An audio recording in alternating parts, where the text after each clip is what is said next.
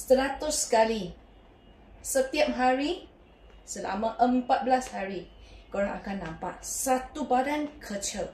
Tak kisah bahagian atas, bahagian tengah ataupun bahagian bawah badan. Extra, korang akan dapat hilang sakit badan. So, korang yang ada masalah sakit bahu, sakit pinggang, sakit kaki, cepat buat sekarang. Cara yang betul, sebelum kita nak buat senaman ni, korang kena kemut perut dahulu. So, kalau tak tahu macam mana kemut punya, rujuk video kemut perut dekat I punya profile. Okay, sudah kemut, korang kaki rapat, angkat tumit, sentuh balik. Angkat tumit, sentuh balik. Penting you punya kaki angkat tegak. Jangan, ini salah.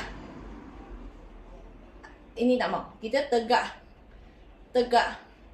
Tegak. Kalau tak mampu nak buat tangan sekali, korang buat kaki dahulu. Macam ni. Angkat sentuh, angkat sentuh, angkat sentuh. Kalau dari tepi macam ni. Angkat sentuh, angkat sentuh, angkat sentuh. Kalau you angkat rasa nak terjatuh, pegang sesuatu. Angkat sentuh, angkat sentuh, angkat sentuh.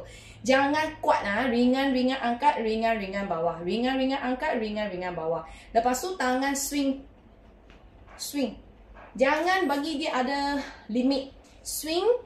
Balik, swing, balik, swing, balik.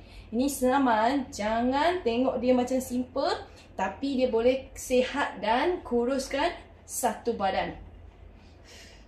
Jangan tahan nafas. Setiap hari 100 kali sahaja.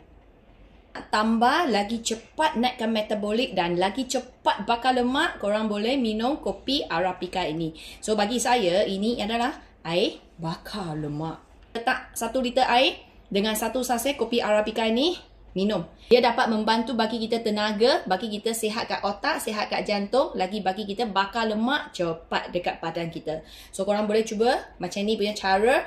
Cepat bagi grab 1 paket ada 15 sachet. Okay, 15 sachet, korang search saja, cari Midi Arabica Coffee, nanti dia keluar. Korang boleh terus order. Try 1 paket 14 hari. Dalam ada 15 sachet. So, 15 hari sekali dengan senaman tadi, korang akan terkejut. Selepas 14 hari, badan bukan saja sudah kurus, baju semua start longgar. Senang larut, tak perlu air panas. Lepas kita campur dalam air, kita goncang, dah boleh terus. Dia ni bukan air manis Ini ialah air yang pahit-pahit manja daripada Arabica Coffee. Sangat sedap.